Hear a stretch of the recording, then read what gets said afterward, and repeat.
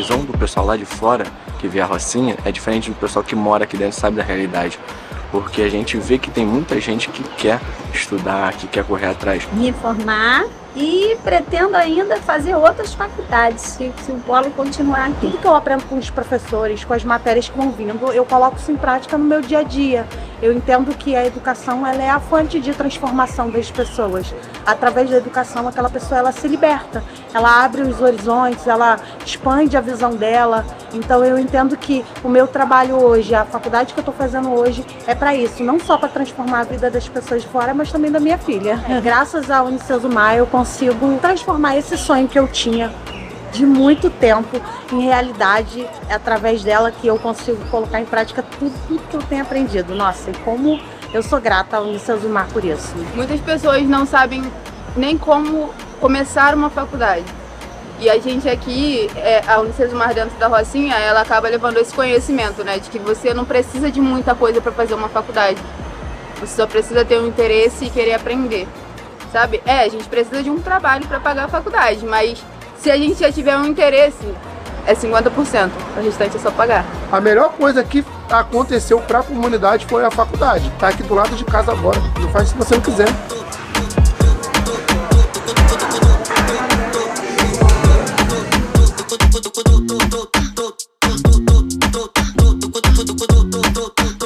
Então eu me sinto meio que um rato de esgoto, sabe? No meio disso tudo. Eu não me encaixava em nada, eu só comecei a querer fazer faculdade quando eu parei pra pensar assim, caramba, eu preciso me aposentar. E isso mudou muito a minha vida, porque ali eu vi a oportunidade de estar saindo da favela, de estar dando oportunidade para outras pessoas também estarem vindo, conhecendo a Unicesumar, entendeu? A Unicesumar abriu portas pra mim.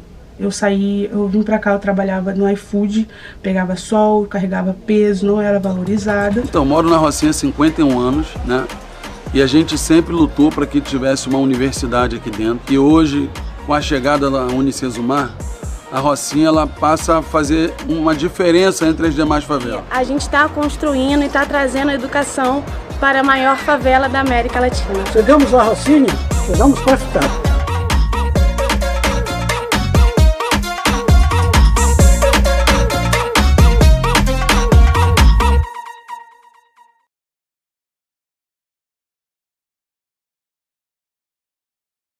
Olá, estudantes, sejam todos bem-vindos à nossa terceira aula de Logística Integrada com a professora Amanda, que já está aqui nos aguardando, mas antes tem alguns recados para vocês. A atividade MAPA e a atividade AE1 já está disponível no ambiente da disciplina. Lembrando também que temos a atividade AE2 e a atividade AE3. Também já estão liberadas no ambiente da disciplina. Para atividade MAPA e para atividade AE1, a professora deixou um vídeo gravado lá na sala do café. E lembrando também que a atividade MAPA ela deve ser respondida no formulário padrão, que ele consta lá em material da disciplina, tá bom? Então, assim que você acessar a atividade, eu acredito que alguns já tenham feito, vá se familiarizando e qualquer dúvida em relação à atividade, aproveite, né, para mandar mensagem no Fale com o Mediador, que eu e a professora Amanda estamos aqui para tirar, na medida do possível, né, professora Amanda, as dúvidas de vocês. Vamos lá, professora Amanda, tudo bem? Vamos. Tudo bem? Preparada para nossa aula? Já estou aparecendo aí? Já está Que aqui eu tô só aparecendo. vendo você, porque eu já tô com slides compartilhado. Tudo bem, professora? Sim, já estou preparada. Aqui estou a postos. Podemos começar. Então, boa aula e qualquer coisa estou aqui pelo chat. Obrigada. Então, olá, alunos. Com muita alegria que eu estou aqui para mais essa aula. Então, é a nossa terceira aula da disciplina de Logística Integrada. Então, vou só aproveitar aqui as palavrinhas da professora Roberta e acrescentar, né, para vocês. Então, vocês verão lá as atividades. É importante, gente, que vocês leiam o livro-texto de vocês, antes de fazer essa atividade. Assistam um vídeo que eu expliquei para vocês, que eu dei algumas dicas de como, do que vocês precisam refletir para fazer essa atividade, como fazer. E não esqueçam que a gente tem mais uma, além da aula de hoje, mais uma aula, vocês podem aproveitar para tirar dúvida. Então, assim, tem o prazo, mas sentem, façam a atividade, tirem as dúvidas para que no final das contas fique uma atividade bem feita. Porque o objetivo dessas atividades não é que vocês simplesmente entreguem, né? Que vocês realizem a entrega. A entrega ela é importante, mas é que ela sirva como um momento de reflexão, de aplicação de todo o conceito que nós estamos vendo aqui ao longo das nossas aulas aqui, das nossas disciplinas. Então, pessoal, sem mais delongas, vamos começar a nossa terceira aula de logística integrada. Para quem não me conhece, então, novamente, sou professora Amanda Ferreira Guimarães, tenho mais de 15 anos de experiência na área de gestão de cadeia de suprimentos. Então, para mim está sendo um prazer enorme estar aqui com vocês hoje. E aí, pessoal, só para a gente relembrar o que nós vimos nas aulas passadas, tá? Então, na primeira aula nós entendemos, né? A gente conceitualizou o que é logística integrada, a gente viu a diferença de logística com cadeia de suprimentos, mas também com gestão da cadeia de suprimentos, né? Vimos que quando a gente fala de gestão da cadeia de suprimentos, a gente fala da cadeia como um todo, né, do link, do relacionamento entre esses componentes, então, fornecedor, né, a etapa de transformação, a etapa de distribuição, de consumo, mas a gente vai além. Então, a gente tenta pensar, a gente reflete sobre o que a gente pode fazer para melhorar, né, essa gestão dessa cadeia. Como que a gente faz para que no final das contas a gente não tenha só uma indústria, uma empresa que seja competitiva, mas uma cadeia como um todo. Então é isso que nós vimos, né, nessa primeira aula. A gente entendeu a origem do nome de logística, né, logística integrada, cadeia de suprimentos. Na aula passada, né, então ok. Então entendi que gestão de cadeia de suprimentos tem essa vertente estratégica por trás, né? É importante que a gente tome decisões para que a nossa cadeia ela seja estratégica. E aí, na aula passada, a gente viu algumas tecnologias que nós podemos aplicar a essa gestão de cadeia de suprimentos, então, da logística integrada. Entre essas tecnologias, o que nós vimos? ERP, quem lembra o que é o ERP? Então, o ERP é aquele sistema de integração interno de uma organização. Então, a gente não tem mais só, por exemplo, logística, marketing, recursos humanos, tudo separado. A gente está falando da integração entre essas áreas. Depois, a gente tem, por exemplo, da WMS, que é também um software, mas além dele ser um software, ele tem uma finalidade muito específica, que é a gestão dos estoques, a gestão dos armazéns, tá? Falamos do ECR, que é ligado ao consumidor, né? E aí é quando a gente tem essas parcerias. Ela, além de ser uma tecnologia, é também uma estratégia colaborativa.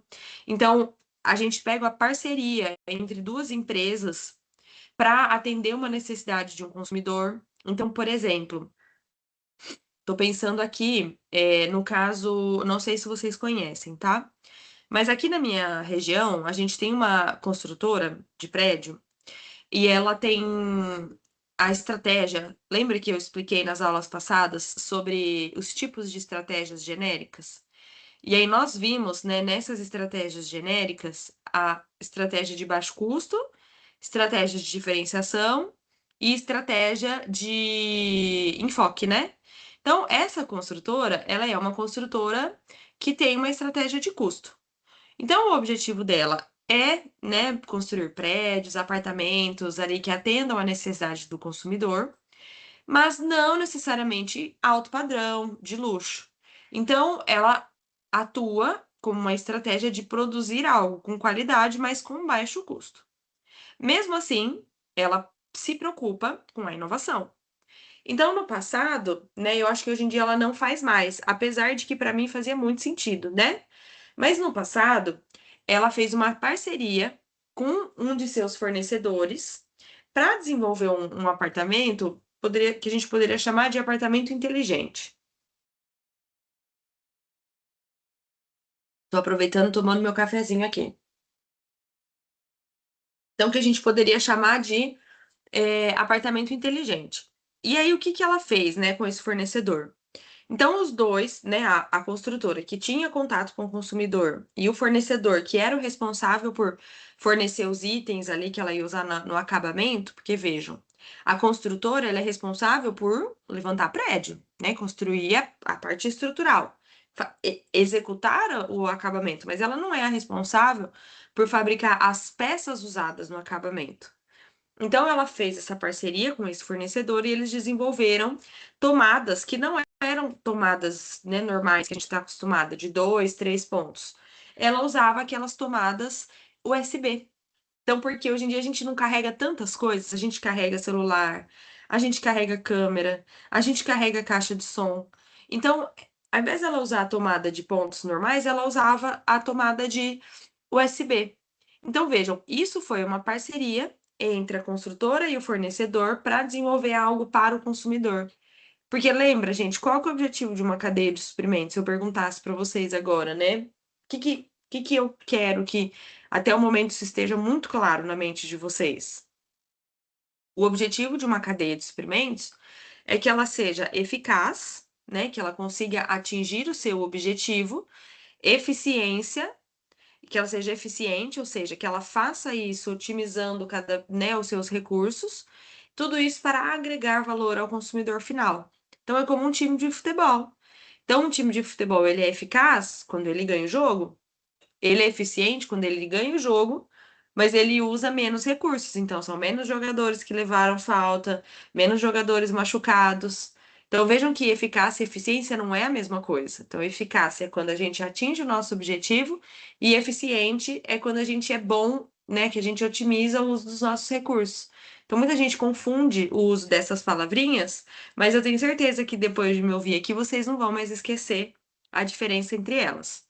Então, o objetivo de uma cadeia, pessoal, é ter uma cadeia, né, que seja eficaz, que ela seja eficiente, né, nessa eficácia, e tudo isso pensando em atender a necessidade de um consumidor. Então, o ECR, o Efficient Consumer Response, né, resposta eficiente ao consumidor, é essa estratégia colaborativa entre produção, né, empresa ali de transformação, e o seu fornecedor para pensar algo, para desenvolver algo pensando no consumidor.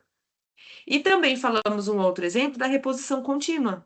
Então, é quando, por exemplo, nosso fornecedor, ele cuida dos estoques e eu não preciso, né? Acho que em uma das aulas anteriores a gente falou sobre identificar a necessidade e fazer e liberar o pedido, né? Novo pedido quando o estoque vai abaixando. Quando a gente tem reposição contínua, quem cuida disso é o próprio fornecedor. Então, muitas vezes, esse fornecedor ele pode ter acesso ao nosso software de gestão de estoque. Então, por exemplo, o nosso WMS pode ser um WMS, que é o Warehouse Management System, né? Um sistema de gestão de armazenagem, que é essa outra tecnologia que nós vimos antes. Então, que é de posse tanto do fornecedor quanto da empresa. E aí, o próprio fornecedor ele fala: opa, o estoque está baixando. Sabendo que eu tenho um lead time, o que é o lead time? É quanto tempo a gente leva desde né, da chegada do pedido até a saída. Então, se eu levo 5 dias, opa, então 5 dias antes eu preciso começar a produzir. Ah, mas eu levo mais 5 para entregar. Então, ou seja, 10 dias antes eu preciso começar a produzir. Por quê? Porque não pode acabar o meu produto lá no meu fornecedor. Então, quem faz essa gestão do momento de começar a produzir e da entrega é o próprio fornecedor, tá, pessoal? E aí ficou algo bastante importante que nós vamos dar continuidade agora na aula de hoje, que são as estratégias de produção. Então vamos lá, vimos o que é gestão de cadeia de suprimentos, falamos sobre tecnologias, né, para isso, falamos sobre estratégias colaborativas e agora a gente vai entrar numa parte que eu chamaria de mais técnica, tá? E aí envolve essa parte de estratégias de produção. E aí, antes de começar a explicar o que são essas estratégias de produção, eu vou colocar um vídeo aqui para vocês. Deixa eu. Peraí. Só vou trocar a tela aqui para vocês conseguirem ver o vídeo.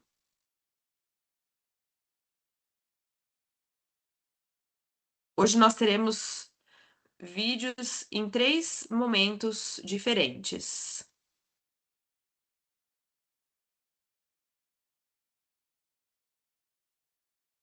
Só um momento. Vamos lá.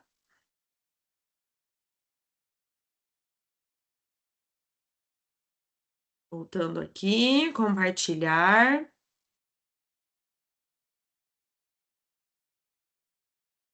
Vamos lá.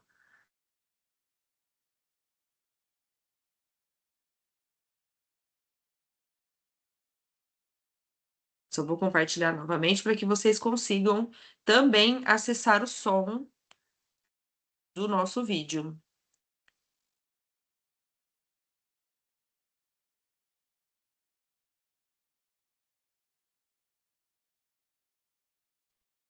Vamos lá. Professora Roberta, você poderia só me confirmar se está dando para ver a tela? Tá dando para ver. Tá, do vídeo? Então tá. Então vou dar play aqui. Hoje nós vamos falar sobre o Toyotismo, que é um modelo de produção desenvolvido no Japão, logo após a Segunda Guerra Mundial, pela montadora Toyota, sob a liderança de Taishi Ono. Ele surgiu como uma alternativa ao Fordismo, propondo uma produção mais enxuta, flexível e eficiente. Após a guerra, o Japão enfrentava grandes dificuldades, escassez de recursos, baixa demanda interna e forte concorrência internacional. Era preciso um modelo de produção que evitasse desperdícios e aumentasse a produtividade, porém que mantivesse a qualidade. E foi nesse cenário que o Toyotismo ganhou forma. A primeira grande característica do Toyotismo é o just in time, ou seja, produzir apenas o necessário, na hora certa e na quantidade exata, pois isso evita estoques excessivos e reduz custos. Outro ponto importante é o Kanban, um sistema visual que controla o fluxo de produção e materiais. Funciona como um sinal, indicando quando é a hora de repor peças ou produtos. Além disso, há uma valorização do trabalho em equipe e da multifuncionalidade. Os trabalhadores são treinados para realizar diversas tarefas, o que traz mais autonomia e flexibilidade para a produção. O controle de qualidade total, também conhecido como TQC, é essencial. Aqui a responsabilidade pela qualidade é de todos, e os erros devem ser detectados e corrigidos já na origem. A produção segue um modelo enxuto, com foco na eliminação de desperdícios, seja de tempo, material, recursos ou esforços. E por fim, temos a melhoria contínua, o famoso Kaizen. Pequenas mudanças constantes que tornam os processos, produtos e o ambiente de trabalho cada vez melhores. E entre os benefícios do Toyotismo está a redução de estoques e custos, graças, é claro, ao just-in-time, e também há um aumento da produtividade, com os processos mais eficientes e menos desperdícios. A qualidade dos produtos melhora, já que o controle é rigoroso e evita retrabalho. A produção se torna mais flexível, permitindo que a empresa se adapte rapidamente às mudanças do mercado. E os trabalhadores passam a ser mais valorizados, com mais autonomia, participação e oportunidades de qualificação. Mas nem tudo são flores. Uma das principais críticas é a pressão sobre os trabalhadores. O ritmo intenso e o controle rigoroso podem causar estresse e esgotamento. Outro ponto é a precarização do trabalho. Em alguns casos, o modelo traz terceirizações, contratos temporários e perda de direitos. Além disso, a produção enxuta torna a empresa altamente dependente da cadeia de suprimentos, onde qualquer atraso pode parar tudo. E por fim, implantar o Toyotismo em larga escala não é simples. exige mudanças profundas na cultura e na estruturação da organização. E se esse vídeo te ajudou, deixe o seu like, inscreva-se no canal e eu aguardo vocês no próximo vídeo. Até lá, tchau, tchau!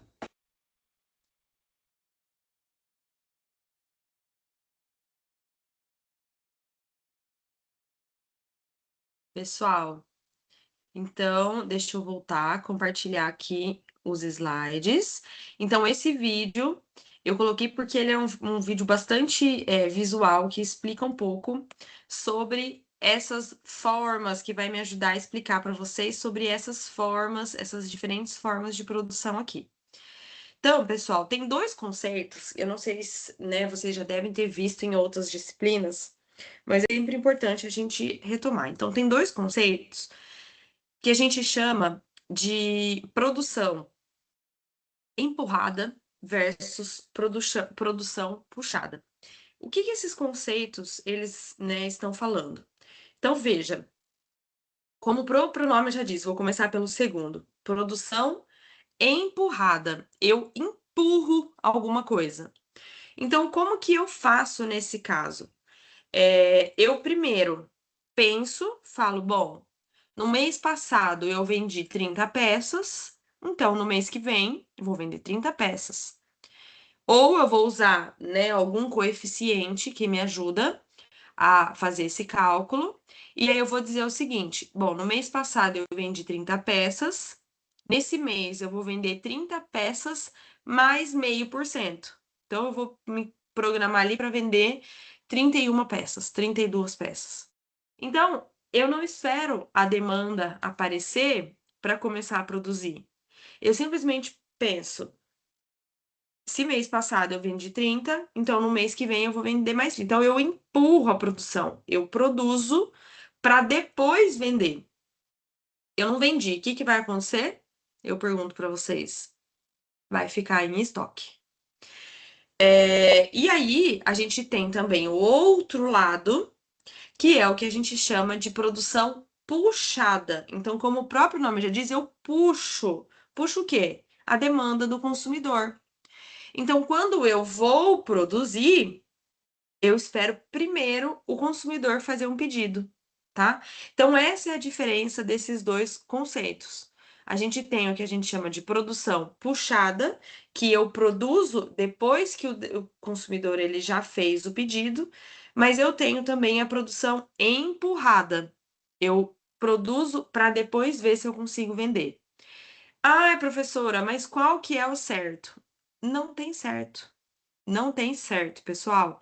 Isso depende da característica do produto, isso depende da característica do nosso cliente. Então, por exemplo, produtos de alimentação, né, que a gente compra no supermercado. Macarrão, farinha, açúcar, vamos falar aí dos arroz, os produtos da cesta básica. São produtos que faz parte da nossa alimentação diária. Então, se eu sou uma indústria de alimentos e eu já sei que eu vou ter aquela produção, que eu vou ter aquele consumo, que é um produto que se consome, né, de maneira regular, eu consigo me programar e fazer essa produção empurrada. Então, eu produzo, eu deixo em estoque, quando o consumidor for comprar, já está ali. Qual que é a vantagem, gente, da produção empurrada? A produção empurrada, como eu tenho um pouco de estoque, é mais difícil de eu ter ruptura. Ruptura do quê? De estoque. De eu chegar lá no supermercado e não ter o que comprar. E aí, lembra que é o seguinte, a gente, né, vou retomar o que eu disse agora há pouco. O nosso objetivo é atender uma necessidade do consumidor, não é? Então, quando eu sei que eu vou atender, que vai ter produto disponível, isso é uma vantagem. Qual que é? E aí, assim, isso dá mais um colchão, assim, um colchão no sentido de dar mais uma segurança, tá? Agora, qual que é o problema? Nossa, teve uma sazonalidade, ou seja, ficou muito calor numa época assim que eu não, né, não estava preparando, acabou sobrando um monte de produto ali na gôndola. O que vai acontecer? Estoque. Porque eu produzi antes de saber que ia ser vendido. Eu produzi antes de saber o quanto ia ser vendido. Então, a vantagem é que, ao ter estoque, eu evito ruptura, e a desvantagem é que, ao ter estoque, esse estoque pode ficar parado. E produto em estoque é dinheiro que fica parado. Então, assim, né, esse é o olhar da produção empurrada. E agora a produção puxada, né? Eu espero ter demanda para depois produzir. Então, o benefício é que eu não tenho dinheiro parado em estoque, eu produzo aquilo que é necessário. Qual que é a desvantagem? Qual que é a desvantagem? Tempo de produção. Então, se eu não tiver uma organização flexível, né, e organizada perfeitamente, pode ser que diante de alguma demanda eu não consiga atender e aí eu posso perder esse cliente. Eu vou contar uma história para vocês. Eu não comentei no início das nossas aulas, mas eu faz 7 anos, eu parei agora, mas eu fazia confeitaria canina. Então comecei fazendo de maneira artesanal, fiz cursos. E o que que é confeitaria canina? Eu pegava itens, alimentação de humano, então legume, cereais, farinha de arroz, que é sem glúten, né? E ia e transformava em comida para cachorro. Então eu fazia biscoitinho natural de abóbora, cabotiá, eu fazia, né, de franguinho, tudo de comidinha. Foi um sonho realizado. E me ensinou demais, gente. Vocês não têm noção como fazer esses biscoitinhos. Me ensinou muito sobre gestão da produção. E aí, pessoal, eu fui me aperfeiçoando, tá? Nessa parte de produção. E aí, eu fui convidada para trabalhar numa cozinha. Então, depois aí de uns 5 anos trabalhando, né? E assim, eu tive que ter organização de estoque na minha casa, porque de repente aparecia uma demanda de algum determinado cachorro, então eu tinha, né, que ter estoque. Só que eu tinha flexibilidade. Então, como era na minha casa, né, eu só tinha que gerenciar a minha agenda, então, em termos de layout de produção, disponibilidade de produção, era eu. Era o meu tempo disponível, era se os meus utensílios estavam disponíveis, o meu tempo de ir ao supermercado comprar o legume, né, o ingrediente que faltava. É, Mas então eu tinha uma certa flexibilidade. Então eu conseguia fazer o quê? Uma produção puxada. Eu esperava o consumidor pedir para depois eu produzir. E dava certo. Aí eu fui para essa cozinha. Quando eu fui para essa cozinha, essa complexidade aumentou muito, porque eu não produzia mais 10, 15 pacotinhos, eu produzia 70, 80, 150 pacotinhos. E eu não podia produzir todos os dias, porque era uma cozinha que produzia outros tipos de produto. Então a gente se organizava assim, de segunda a sexta era a produção, né, convencional daquela cozinha, e de sábado era o dia que eu fazia os biscoitinhos. Então, eu tinha que organizar a minha produção, pensando na quantidade que eu ia vender dali para frente. E, gente, foi muito assim desafiador e eu aprendi demais. Por quê? Eu estava acostumada a produzir um pouquinho, deixar um estoque que a gente chama de mínimo, né? Um estoque de segurança. Então a gente calcula qual que é a quantidade desse meu estoque de segurança. Ah, são 5 unidades, então eu vou ter lá 5 unidades. Mas eu não podia fazer 5 unidades no sábado que eu ia, por quê? Pode ser que na segunda-feira um cliente só vai lá e pega os 5. E aí? Né? E se na terça aparecer outro cliente? Aí ele chega lá, esse da terça-feira, vai pegar o biscoito e não tem. O que que ele vai fazer? O que que vocês acham que vai acontecer? Ele vai no concorrente. Então ele vai buscar no concorrente. Ele buscando no concorrente, ele vai ter oportunidade de conhecer outro produto. Ele vai ter oportunidade de ver se o cachorro dele ama aquele biscoito do concorrente. E aí o que que vai acontecer comigo? Perdi o cliente. Então, assim, eu tive que aprender a produzir, além de aumentar a escala, com restrição de capacidade produtiva, porque eu não podia fazer todos os dias, e tive que analisar muito bem o estoque, a quantidade que eu ia produzir. Então, eu passei de uma produção puxada na minha casa, de esperar aparecer um pedido para depois produzir, para uma produção empurrada. Então eu produzia um monte de pacotinho e deixava lá na gôndola. Então eu comecei a analisar. Bom, nos últimos meses saíram X pacotinhos de frango e a metade do de lombo. Então, ao invés de fazer a mesma quantidade, lá 15 pacotinhos de frango e 15 de lombinho, não, eu fazia 15 de frango e 7 de lombinho, que é a metade. Então, veja, eu analisei o histórico para pensar no futuro. Porque ali no caso eu não tinha como fazer uma produção puxada, tá? Porque eu não tinha disponibilidade de capacidade produtiva da cozinha disponível. Então vejam que não existe certo, não existe errado. Existe o que é mais adequado, tá? Então voltando, né, para esses produtos de alimentação que a gente tem certeza que vai ser vendido, dá para a gente fazer uma produção empurrada. Então eu produzo, mantenho o estoque para depois vender. Só que agora a gente tem outros produtos que não dá, que é muito difícil. Vou continuar no mesmo exemplo da confeitaria canina que eu tô comentando com vocês. Poderia ser de humano também, tá? Então imagine uma padaria. Vou mudar, tá? Volto. Vamos para a padaria humana. Então o pão de sal, pão francês, sei que cada região tem um nome, né? Aqui na minha eu falo pão francês ou pão de sal. Aqui eu sei que aquele pão ele vai ser vendido. Então eu posso produzir um montão de pão que vai dar tudo certo, ele não vai ficar parado ali, ele não vai estragar. Mas, agora imagina se eu produzisse um monte de bolo de aniversário decorado.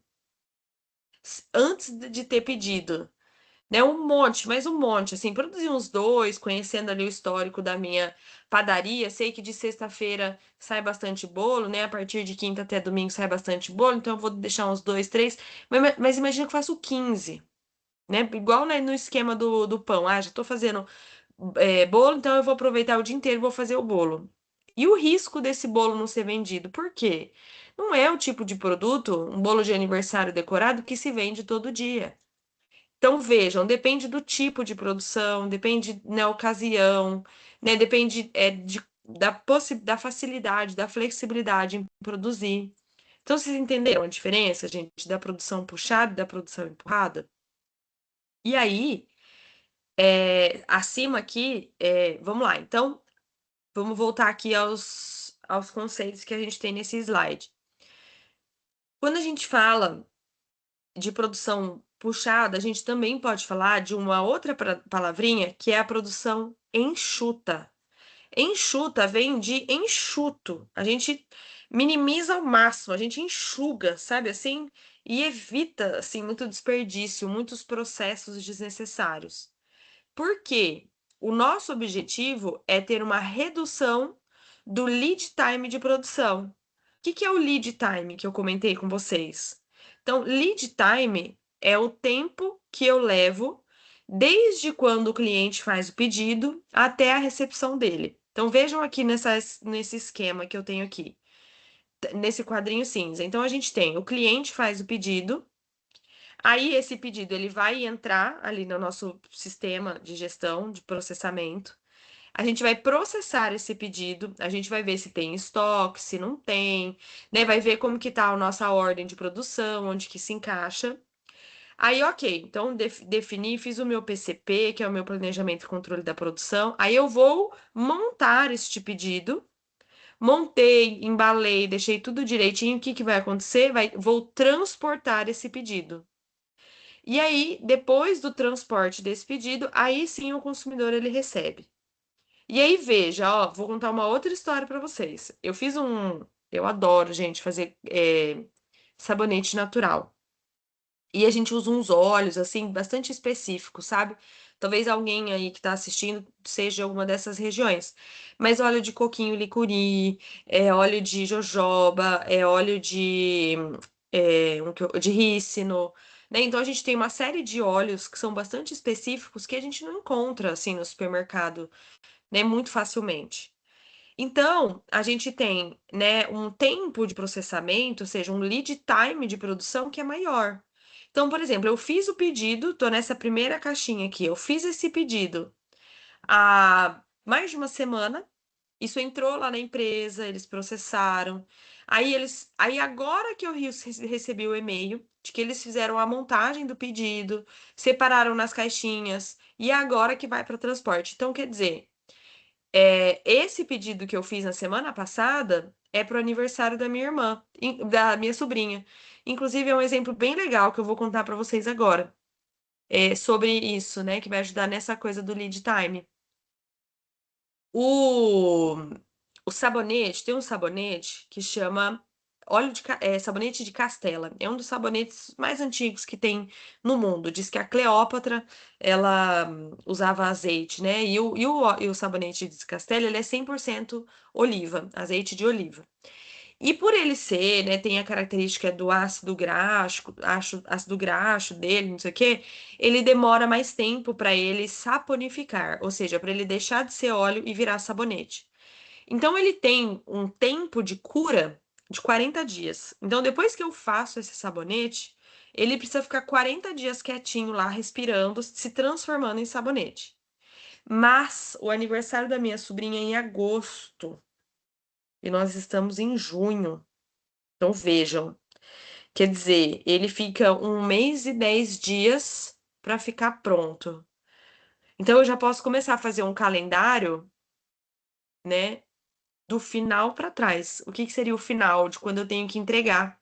Tá vendo aqui o último, ó, pedido recebido de quando o meu cliente precisa receber, no caso é minha sobrinha.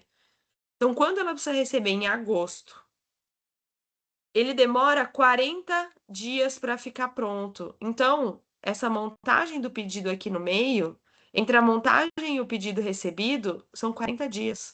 1 mês e 10 dias. Então, quer dizer, eu já tenho que estar fazendo esse sabonete. Que 1 mês e 10 dias é julho, o mês inteiro e mais 10 dias. Então, ou seja, estou atrasada.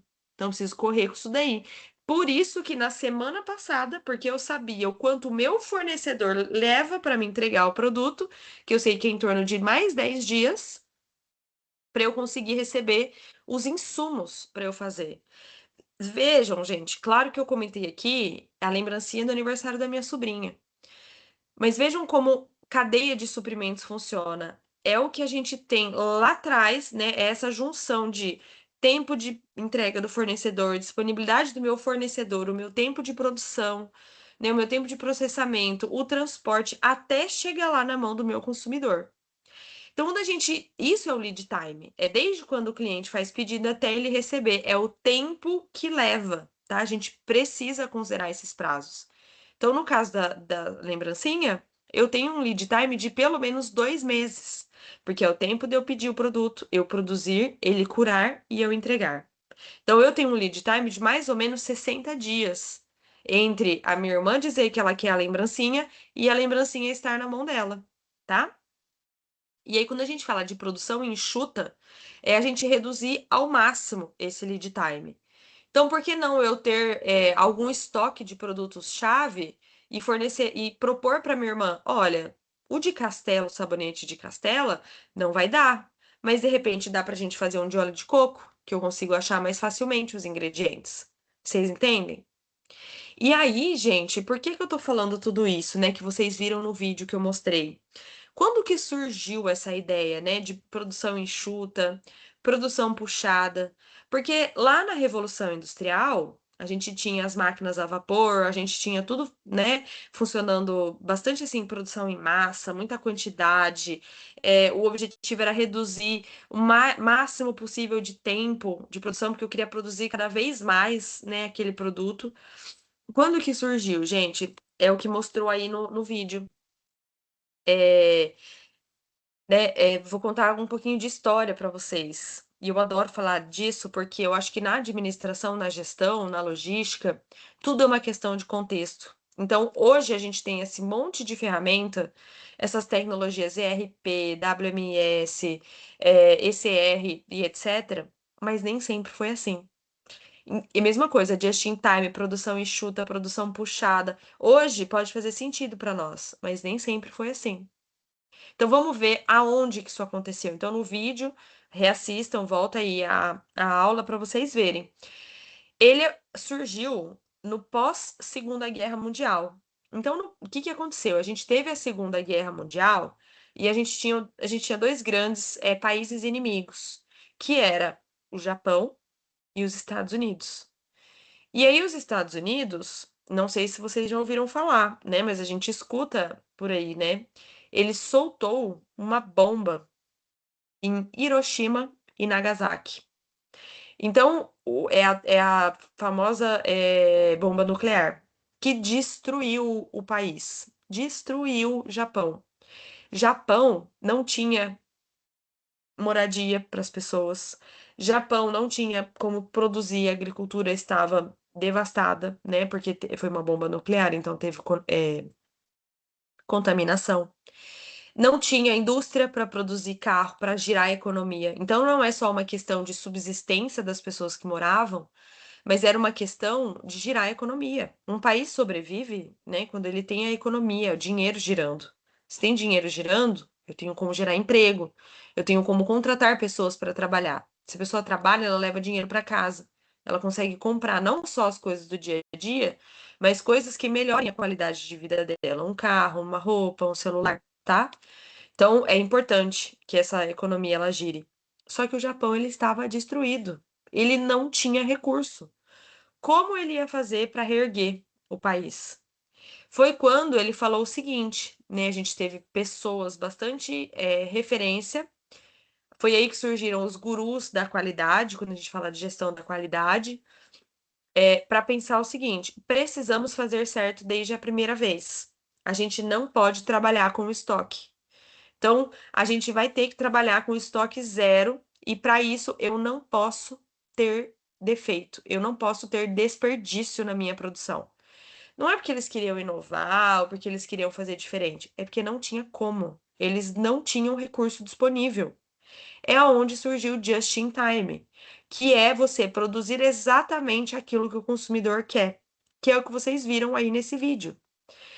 E aí, uma das primeiras empresas que fez isso, que é um modelo, né, de referência, é essa empresa aqui desse logo que está no cantinho superior do slide de vocês. Quem identifica o logo de qual empresa que é esse?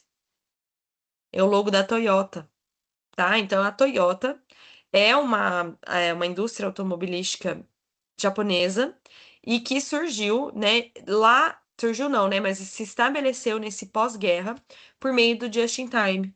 Então, ela foi referência, inclusive, para as indústrias automobilísticas americanas, nessa ideia de produzir reduzindo o desperdício. E aí, claro, a gente vai falar de algumas ferramentas, né, não todas aqui. Aqui na nossa aula a gente vai falar sobre o cartão Kanban, mas a gente tem uma série de outras ferramentas que vocês podem pesquisar. Então, no vídeo fala do Kaizen, que é uma filosofia de produção. A gente vai falar do 5S. Então, os 5S são 5 palavrinhas que começam com S, né? São palavras japonesas, mas que fala de organização, de respeito, de limpeza. Porque tudo isso, gente, é importante para a gente ter visibilidade da nossa produção.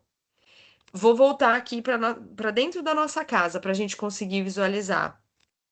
A nossa despensa, né? Quando a gente tem o nosso armário lá de arroz, açúcar, né? Farinha.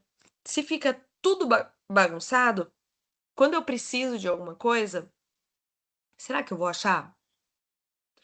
Eu, na minha casa, se está bagunçado, eu não acho. Eu tenho um problema assim enorme de achar coisas.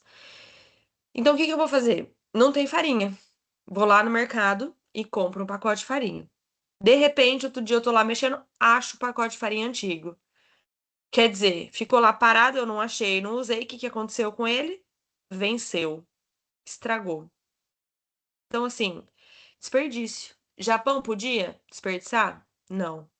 Então, assim, organização, limpeza é essencial para a gente ver o que a gente tem em estoque, para a gente reduzir desperdício, tá? E isso tudo surgiu nesse pós-guerra com o toyotismo, né, que veio à frente aí do Fordismo, que o objetivo era produzir com redução de desperdício, zero defeito, fazer certo desde a primeira vez. Tudo bem até aqui, pessoal?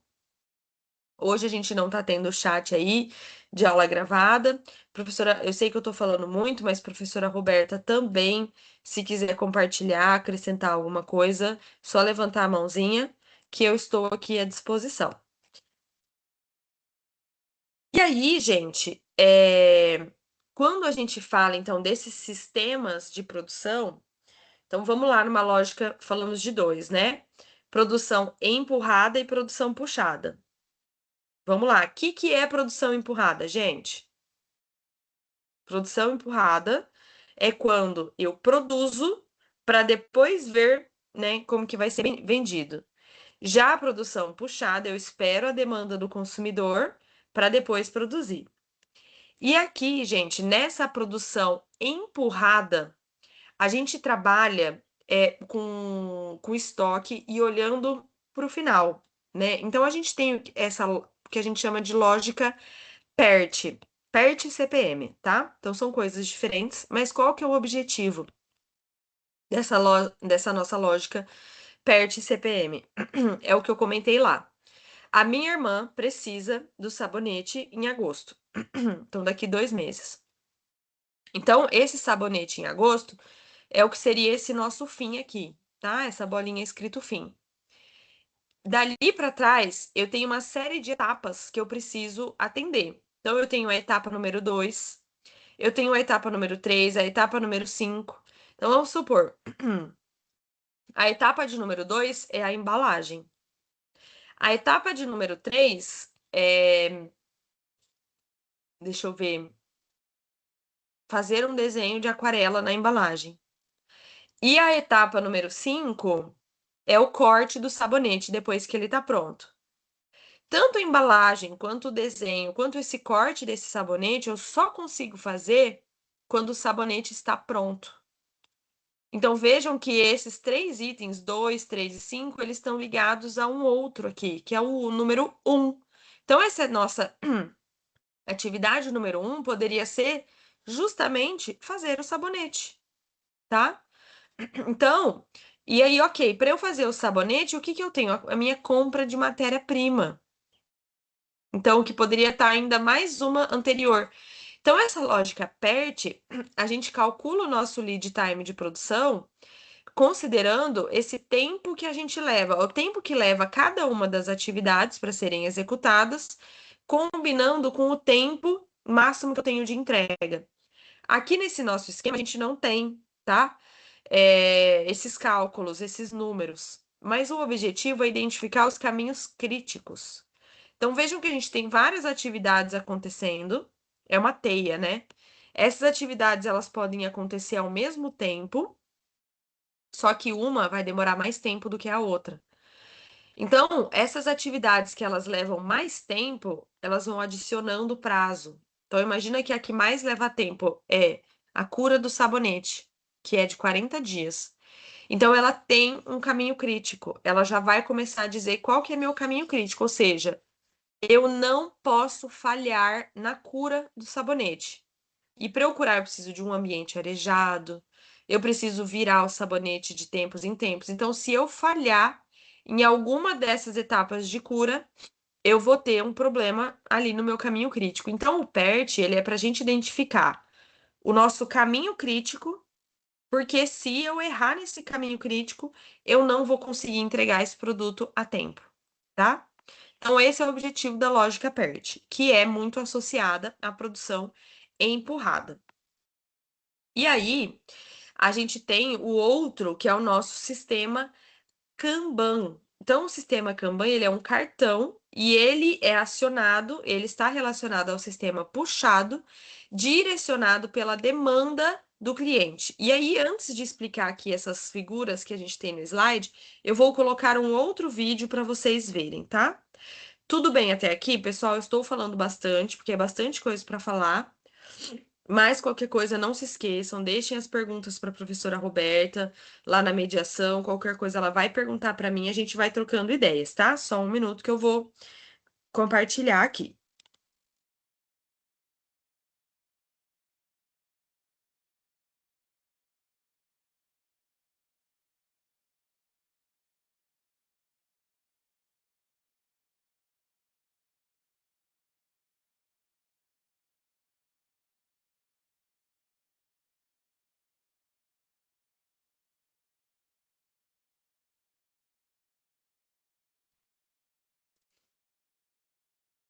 Então, eu já vou compartilhar aqui. Acredito que vocês estejam vendo. Professora Roberta, se o som não estiver saindo, por favor, me avisa, tá? Ok, a imagem Você está sabe o aparecendo que é aqui. Kanban? Ou então como essa metodologia surgiu? Ou mesmo como usá-la? Vou voltar aqui, tá? Você sabe o que é Kanban? Ou então como essa metodologia surgiu? Ou mesmo como usá-la na sua empresa ou então no seu dia a dia? Então continue assistindo esse vídeo que é exatamente sobre isso que eu vou falar. Olá, tudo bem? Eu sou o Diego e seja bem-vindo ou bem-vinda ao canal da Pluga. Aqui nós damos dicas e truques práticos para você adotar uma rotina muito mais produtiva aí na sua empresa ou então até no seu dia a dia. Toda semana nós temos vídeos novos aqui no canal, então aproveite e já se inscreve e ativa o sininho para não perder absolutamente nada. Você está buscando uma forma de melhor organizar as tarefas, os projetos, os processos aí na sua empresa? Então eu tenho uma dica. O sistema Kanban, ou então a metodologia Kanban, com certeza vai te ajudar. Kanban é uma palavra em japonês que em português significa listas ou cartões. Essa metodologia ou sistema foi inventada lá nos anos 60 nas linhas de produção da fábrica de automóveis Toyota, muito tempo antes mesmo da 3M inventar os post-its.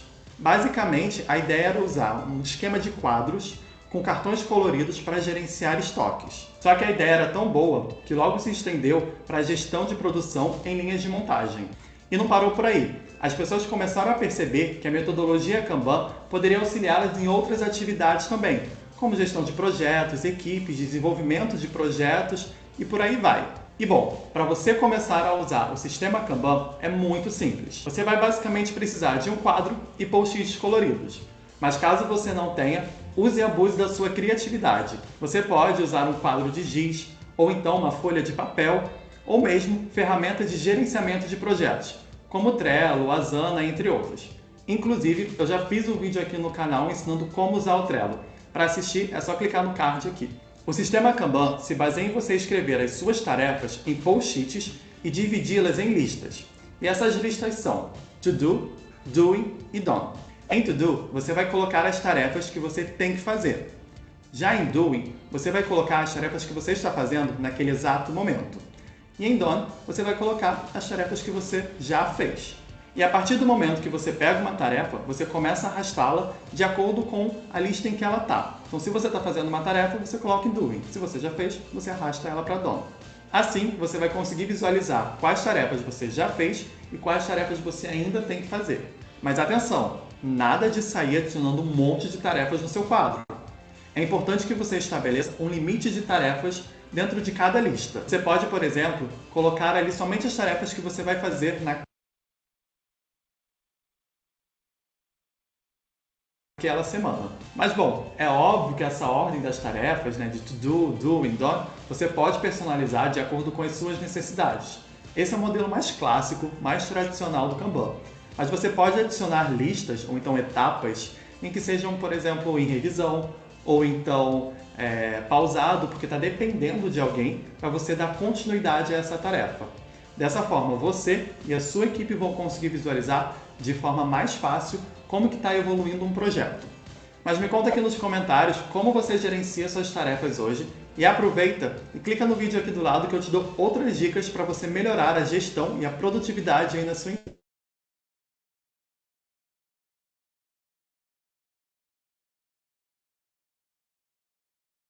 Pessoal, então voltando aqui ao que a gente viu, então no vídeo, vou compartilhar aqui os slides. Ele explicou um pouquinho sobre o cartão Kanban, e esse vídeo ele é bem legal porque ele fala sobre o cartão Kanban, considerando.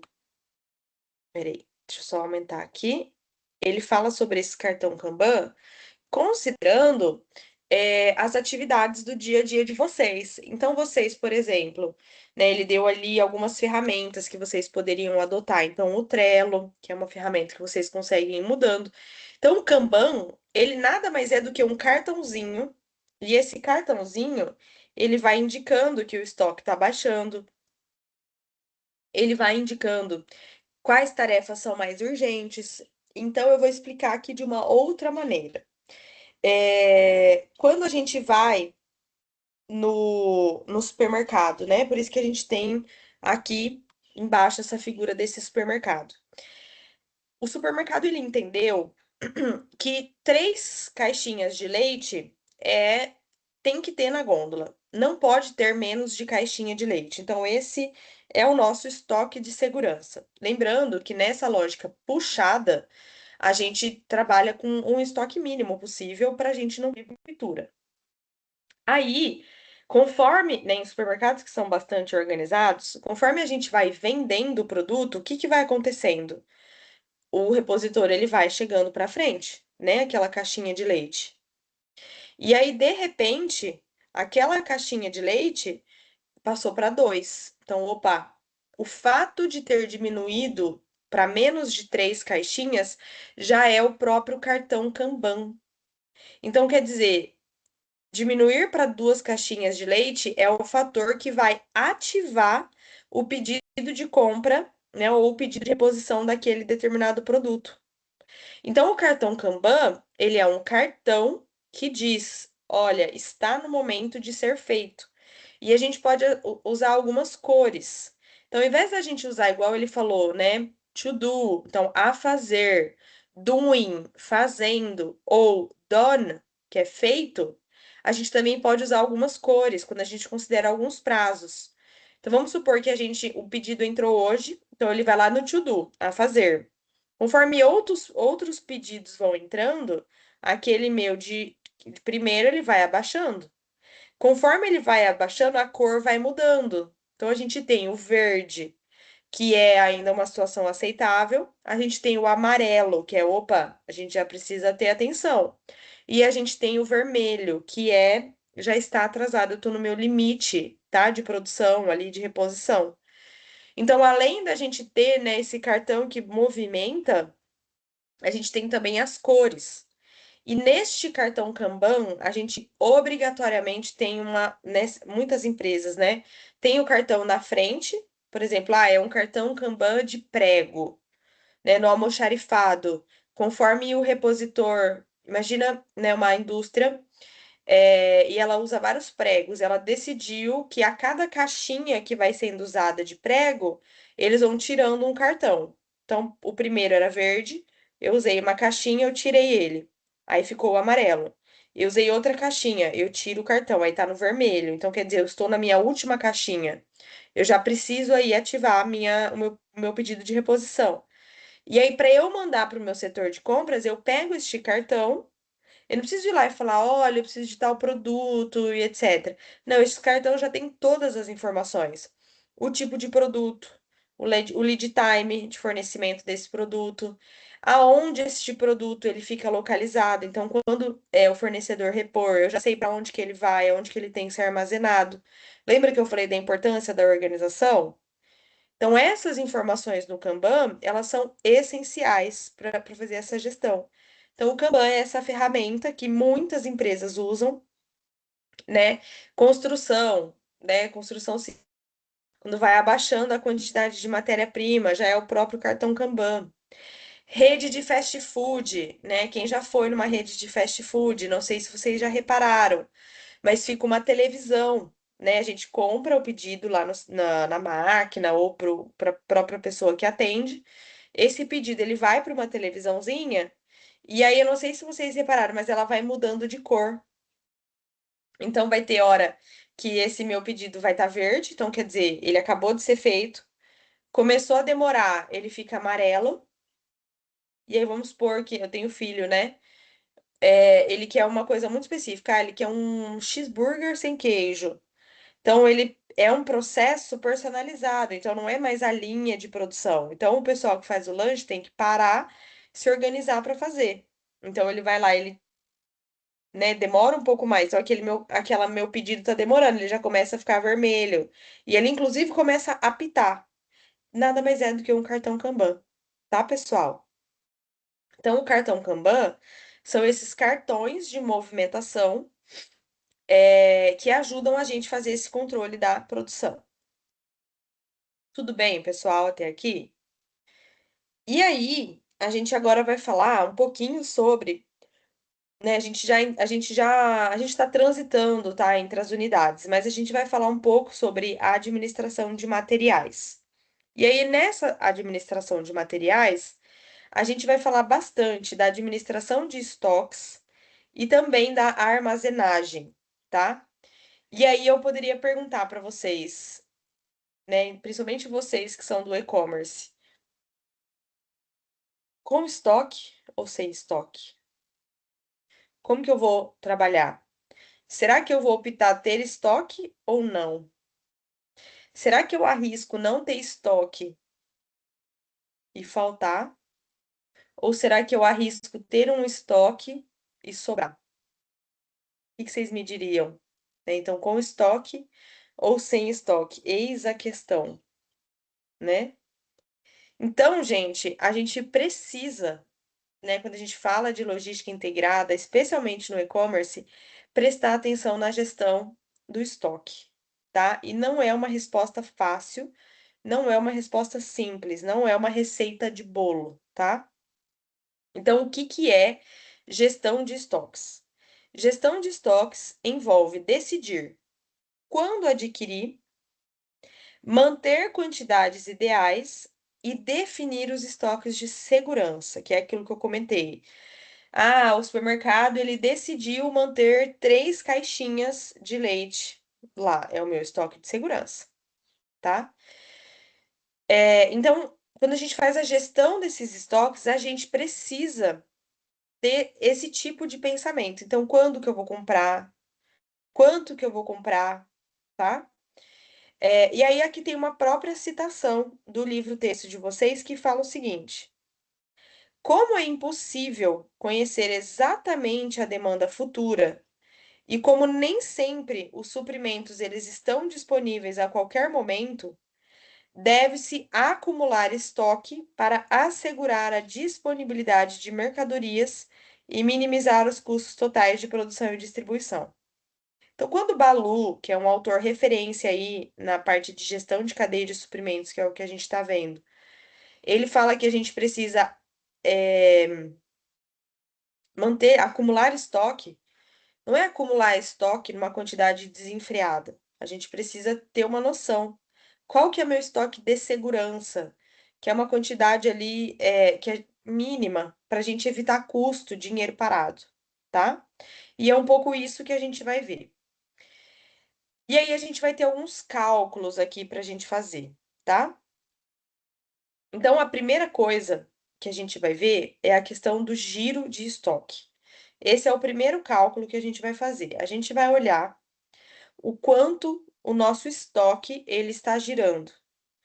É importante, gente, ter giro de estoque. Não dá para a gente ficar trabalhando com estoque parado. Como que a gente calcula o giro de estoque? A gente vai pegar o quanto eu vendi, então vejam aqui nessa conta, ó, vendas anuais dividido pelo meu estoque médio. Então, se eu estou usando vendas anuais, é meu estoque médio em um ano também, tá? Então, quanto eu tive de investimento em estoque naquele ano. Aqui no caso, a gente está falando dessa divisão considerando o dinheiro, né? O quanto eu vendi, né? O quanto de dinheiro, né, entrou aí com essas vendas, dividido pelo quanto eu gastei para ter estoque. Ao mesmo tempo, a gente poderia falar desse giro de estoque pensando vendas anuais em termos de unidades, então quantas unidades eu vendi, dividido por quantas unidades eu tive em estoque. Então, esse cálculo, ele pode ser considerado usando a unidade de medida reais, no nosso caso, mas ele também pode ser usado considerando unidades. E aí vamos lá ver como que essa conta funciona. Então vamos ver o enunciado aqui, ó. Se eu vendi 1 milhão de reais, ou seja, se eu vendi 1 milhão de reais, 1 milhão é minha venda, né? E investi 100 mil reais em estoque, então é o quanto a pessoa gastou para ter em estoque. Qual foi o meu giro de estoque? Então, o que a gente vai fazer aqui, gente? 1 milhão de reais, que foi a minha venda anual, dividido pelos 100 mil reais, que foi o que ficou em estoque. Qual que é o meu resultado? Quando a gente faz 1 milhão dividido por 100 mil, o meu resultado vai ser 10. Então, quer dizer que o meu estoque ele teve um giro médio de 10 vezes em um ano. Por que eu sei que é um ano? Porque eu considerei as vendas durante um ano e eu considerei o quanto eu investi em estoque durante um ano. Então, quando eu falo que ele teve um giro médio de 10 vezes, foi em um ano. Então, o principal objetivo desse controle de estoque, pensando no giro do estoque, é garantir disponibilidade do produto para atender a demanda dos clientes de forma eficiente. Então, eu preciso pensar nesse giro de estoque, pensando que ele tem que girar, né, mais vezes para não ficar parado, mas de modo que eu tenha sempre estoque para atender a minha demanda do consumidor. Tudo bem até aqui, pessoal? Aí, a gente tem uma outro cálculo que a gente precisa considerar. O livro-texto de vocês, ele chama de ponto de ressuprimento, mas a gente também poderia chamar de ponto de pedido. Então, ponto de ressuprimento ou ponto de pedido é aquele momento que o meu estoque começa a baixar, que eu comentei com vocês, e que eu falo assim: opa, chegou a hora de pedir.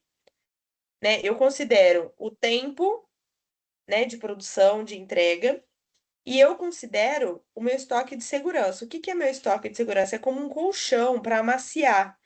Então, se eu tiver uma sazonalidade, ou se o meu fornecedor ele tiver um problema, eu tenho esse estoque aí de segurança a mais para vir suprir. Então, eu calculei que na sexta-feira saem 5 bolos, mas eu vou fazer 6.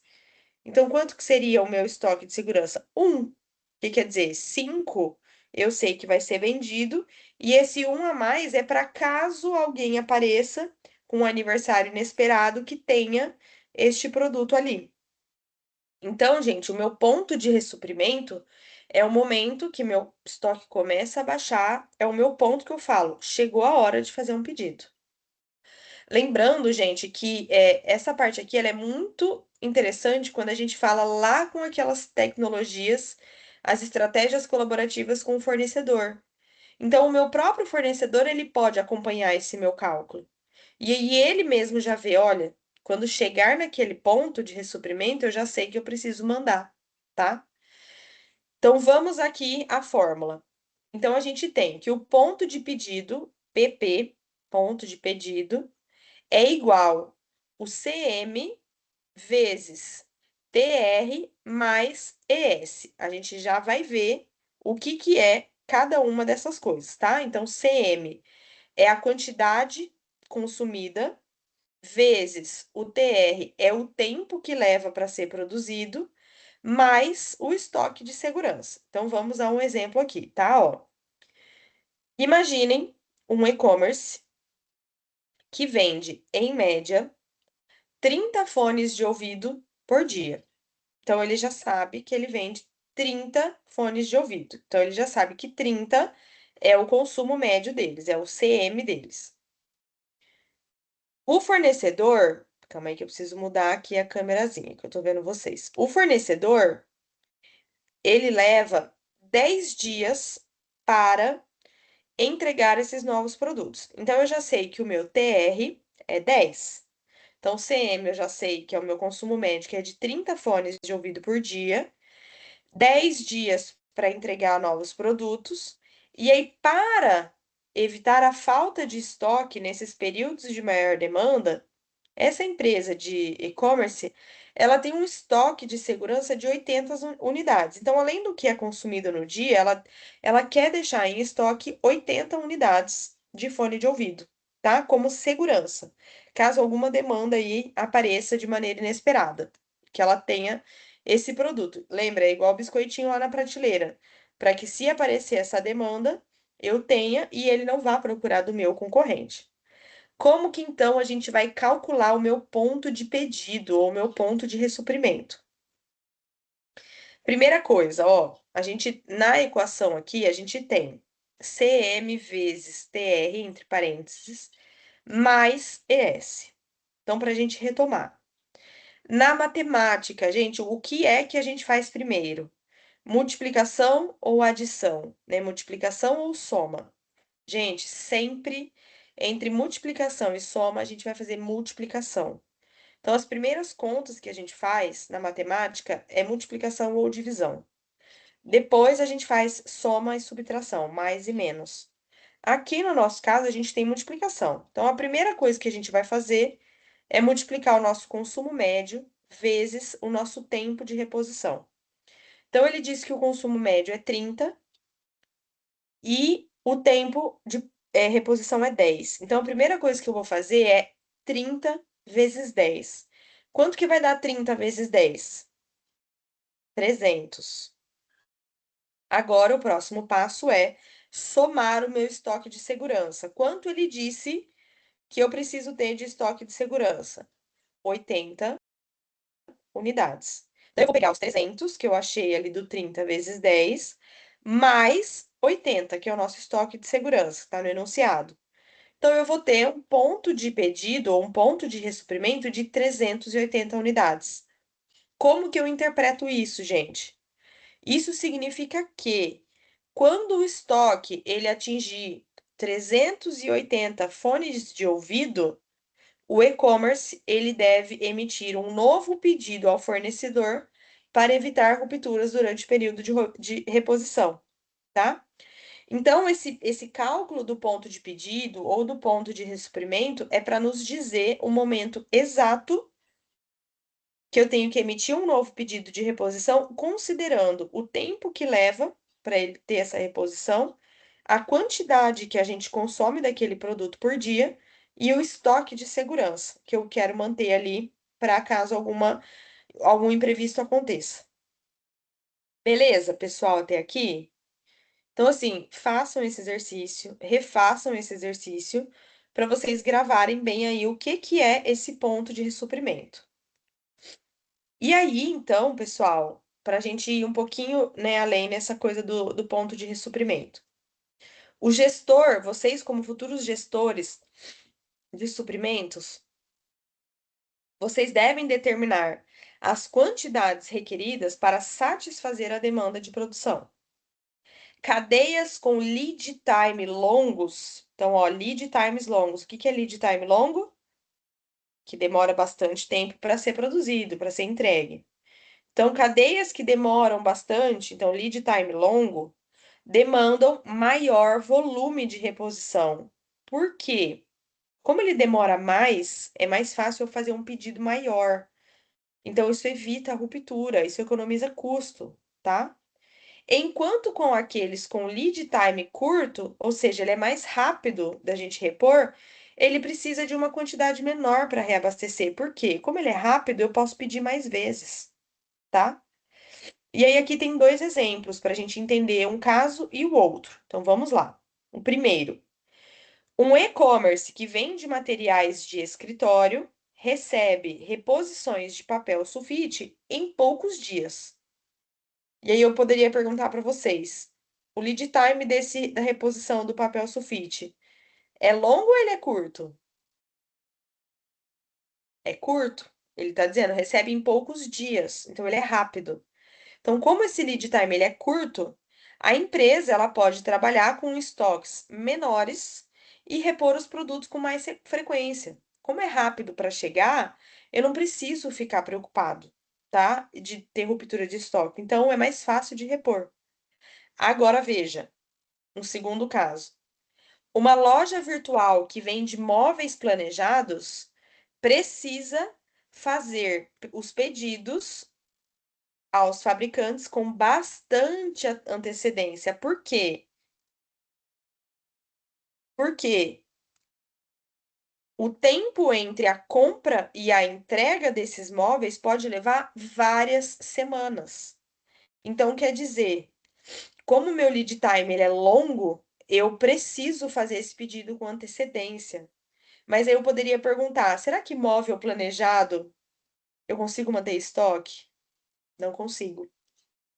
Porque olha só o nome, planejado, ele é personalizado, ele depende da ideia de cada um. Só que na hora de fazer essa venda, eu acho que essa é um dos grandes conflitos que a gente tem, né? Quando a gente fala dessa questão dos móveis, dos planejados.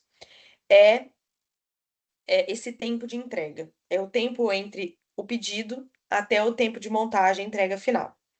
Beleza, pessoal, até aqui? Alguma dúvida? Voltando aqui rapidamente, então façam esse exercício, refaçam, voltem aqui na interpretação para vocês entenderem, ficar claro na mente de vocês o que seria esse ponto de ressuprimento, tá? Esse ponto de pedido. E aí também, gente, a gente poderia falar assim, né? Ah, a empresa, ó, vou pegar a frase aqui anterior, ó. Cadeias de abastecimento com lead time longo, ou seja, que demora mais, demanda maior volume de reposição. Tá, eu entendi, né? Então demora muito para chegar, então eu vou pensar numa quantidade maior para compensar, né, esse tempo, esse custo. Mas que quantidade será que é essa? Né, vocês poderiam se perguntar, tá, mas como que eu vou definir essa quantidade? É aqui que entra este outro cálculo, que é o que a gente chama de lote econômico. Então, o lote econômico é a quantidade ideal de produção ou de pedido, considerando os custos de produção. Como a gente faz para calcular? Então, vamos lá. Aqui no cantinho esquerdo da nossa tela. O nosso lote econômico de produção é a nossa raiz quadrada. Ó, vamos na parte de cima aqui, ó, raiz quadrada de 2 vezes C0. O que é C0? Custo por pedido. Então, quanto custa para eu fazer aquele pedido? Então, vai ser 2 vezes o custo de pedido vezes o D, que é o nosso volume anual de vendas. Tudo isso a gente vai dividir pelo custo anual de manutenção desse meu estoque, ou seja, do inventário, vezes o custo por unidade. Professora do céu, mas o que eu vou fazer aqui? Gente, não se preocupem, tá? A gente tem que olhar, entender aqui etapa por etapa, mas vai dar tudo certo. E aí, aqui, a gente também pode falar o seguinte, né? Então, vamos aqui nessa continha na lateral. A gente também pode ter, então, que o lote econômico é a raiz quadrada, então, do custo por pedido, vezes o nosso D, que é o volume anual de vendas, dividido por H, tá? Esse H é o custo de manutenção do inventário, vezes o nosso custo por unidade. Então, vamos lá. Vamos fazer a nossa continha aqui. É que o enunciado ele não está aqui, tá? Mas eu vou acompanhar com vocês. Então, a gente tem um caso aqui. Então, a gente tem raiz quadrada de 2 vezes 19, ou seja, custa R$19 por pedido, vezes 2.400, que é o meu volume anual de vendas, dividido por 1. O que poderia ser esse 1? Então, esse 1, a gente tem que custa 0,05 centavos, tá? Para a gente fazer a manutenção do inventário, vezes o custo por unidade, de 20. Tá? Então, a gente vai ter aí um resultado 1. Depois eu vou passar para a professora Roberta, ela compartilha com vocês os detalhes desse exercício aqui dessa parte de baixo, tá? Mas então a gente tem, né, esse 2 aqui da multiplicação, ele faz parte da fórmula, não tem muito o que a gente mexer. Então, a gente vai ter 2 vezes 19, que é o custo por pedido, então custa R$19 por pedido, vezes 2.400, que é o quanto a gente tem por ano, tudo isso dividido por o custo anual de manutenção, que é de 0,05 centavos, vezes 20, que é o custo por unidade. Ou poderia ser o inverso. Então, vai ser dividido por 1. Então, tudo que é dividido por 1 dá aquele número mesmo, né? Então, vamos fazer o que está dentro aqui da raiz, a parte de cima.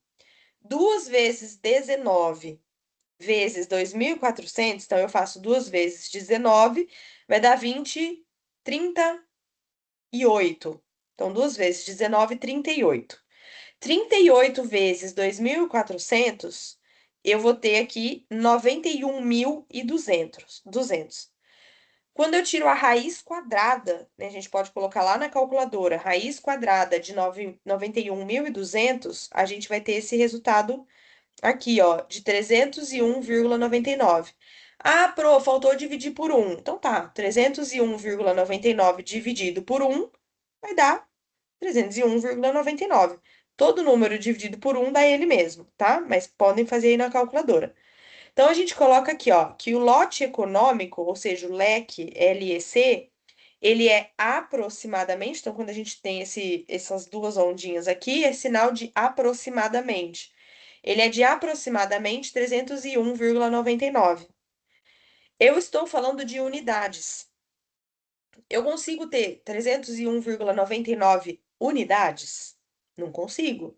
Então, eu aumento por segurança. Então, isso significa que toda vez que a empresa ela for fazer emitir uma compra, lembra que, ó, vou voltar aqui. Cadeias de abastecimento com lead times longos demandam maiores volumes de reposição. Quanto que é o volume dessa reposição aqui nesse caso? De aproximadamente 301,99, ou seja, de 302 peças por pedido. Então, é pedir 302 peças por pedido, que vai reduzir o meu custo total desse pedido e de manutenção de estoque. Como eu sei isso, que é custo total e de manutenção? Porque tá lá, ó, na minha fórmula. Na minha fórmula, lá naquela doideira ali de raiz quadrada, eu não tinha custo por pedido, custo de manutenção, custo por unidade? Então, quando eu fiz as contas, eu achei que o custo, o meu lote econômico, que é o que vai minimizar esses custos, é aproximadamente 302 peças. Beleza até aqui, pessoal? Então, é outra conta que a gente precisa fazer. E aí, rapidamente, eu vou passar por alguns tipos, tá, de custos de manutenção de estoque que uma empresa ela pode ter. Então, pode ser em capital. Então, capital nada mais é do que o dinheiro investido em estoque, que ele vai deixar de ser utilizado em outras coisas. Então, quando eu decido que eu quero manter 80 itens de estoque de segurança, eu comprei aquele produto, eu produzi. Então, quando eu fiz aqueles biscoitinhos na prateleira, foi ingrediente que eu gastei, foi mão de obra que eu paguei. Então, aquilo é dinheiro que eu gastei para ter o estoque e que eu não estou usando em outra coisa. São impostos, então tem países que são tributados pela quantidade de imposto. Seguro, então tem muitos casos, carros, por exemplo, envolvem seguro, né? Porque caso eu tenha algum problema de roubo, incêndio, acidente, eu preciso, né, ter uma proteção, seguro custa. Obsolescência, então é a perda do valor daquele produto, então vou pegar o meu biscoitinho. Eu usava farinha de beterraba para dar a corzinha cor-de-rosa. Conforme ele vai ficando no estoque, ele vai perdendo a cor. Então, quer dizer, ele vai perdendo valor, mas eu usei a farinha de beterraba. Então, essa obsolescência é também um custo de manutenção que a gente tem que considerar. A armazenagem é o custo com espaço físico. Então, eu tenho os meus carros que eu vou manter no meu armazém. É energia elétrica que eu vou pagar para manter aquele armazém. É o custo de aluguel daquele armazém. Então, tudo isso conta, gente, no meu custo de manutenção de estoque. Então, vejam, quanto maior o meu estoque, maiores tendem a ser os nossos custos de manutenção. Por isso que as empresas, elas buscam equilibrar quantidade, elas procuram equilibrar disponibilidade de produtos e também custo de estocagem. Por isso, gente, que a gente tem que analisar a demanda histórica para a gente pensar no futuro, calcular o nosso ponto de pedido, ver qual que é o nosso lote econômico de produção, tá, pessoal? E aqui a gente tem alguns tipos de estoque. Então, a gente pode falar de estoque de produção, então, matéria-prima, para a gente produzir alguma coisa, de produtos em processos. Então, eu poderia fazer a massa do biscoito, deixar congelada e de repente né, em outros dias somente assar. Então é produto em processo de produção. Eu também posso ter estoque disso. De componentes, então a farinha, né, a farinha de beterraba. Ao mesmo tempo, eu posso ter estoque de materiais de apoio, então embalagem, né, material de manutenção, lâmpada, o papel descartável que eu uso para limpar a minha bancada, as ferramentas, então os meus cortadores de biscoito, por exemplo, tá? Aí eu vou ter estoque de produto acabado e também estoque de material ali do dia a dia, administrativo. Papel, caneta, etiqueta, notinha. Então vejam que eu tenho que calcular, fazer essa gestão do meu estoque, não é só do meu produto acabado, mas eu tenho estoque em processamento, material de apoio, né, a parte administrativa. Então tudo isso conta, pessoal. Tudo isso conta. Eu, na minha história dos sabonetes aqui, eu moro na minha casa, né? Eu não tenho um ateliê, eu não tenho nada, mas eu já estou quase expulsando a lavanderia da minha casa, botando a lava-louça lá para fora, para fazer aquele espaço de ateliê para mim. Veja, é um espaço que eu estou mobilizando. Por quê? Porque eu tenho embalagem, eu tenho meus óleos que ficam guardados ali em estoque para eu poder fazer o sabonete, porque custa caro, lembra? Custa caro e custa 10 dias para chegar, então eu compro sempre uma quantidade um pouco maior, considerando a quantidade que eu produzo. E onde que eu vou deixar guardado? Quer dizer, aqui no meu caso, eu estou expulsando a lavanderia de casa. Mas imagina uma empresa que tem que alugar um armazém, alugar um depósito, né? Então, tudo isso é custo e considerando esses diferentes tipos de estoque. Beleza, pessoal, até aqui?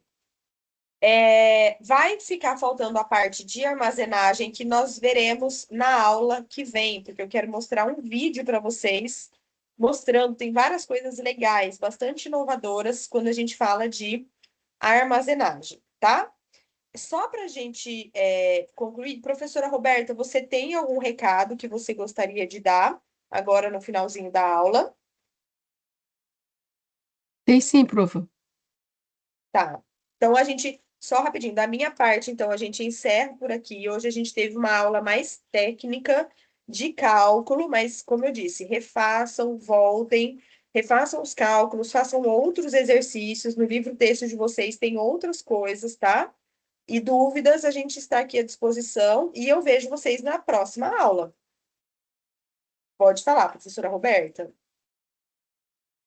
É uma excelente aula, professora. A senhora deu exemplos aí, eu não quis interromper, mas os japoneses, eles são pioneiros nisso, né? De vários exemplos de produtividade, de controle da produção, e é algo que a gente, por mais que alguns, né, pensem, mas é algo simples, mas que a maioria das empresas não fazem, né? Essa adoção. Tanto é que se você pega ali um carro Toyota de excelente qualidade. Por quê? Porque eles trabalham em cima disso, né?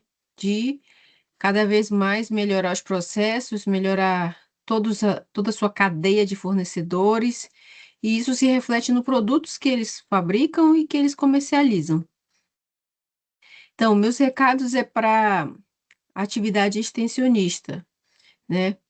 Existe ali a obrigatoriedade, de acordo com o MEC, de 10% da carga horária total do curso ser através de atividades extensionistas. Então, se você ainda não completou a sua carga horária, dê uma acessada no portal da extensão e verifique qual é a atividade extensionista que está disponível lá para você fazer. E conforme for a sua disponibilidade e interesse de fazer a atividade, você clica em Quero participar. A partir dali, você baixa a documentação e preenche conforme o local onde você vai estar fazendo aquela atividade extensionista, porque tem direito de imagem, tem que carimbar com o CNPJ da empresa, então tem uma série de requisitos que é para validar que efetivamente o aluno fez atividade extensionista. É isso, professora. Os outros recados eu já dei, né, relativas às atividades. Então, vamos encerrá-la por aqui. Fiquem todos com Deus e até a próxima semana. Até a próxima, pessoal. Desejo a vocês ótimos estudos. Até mais.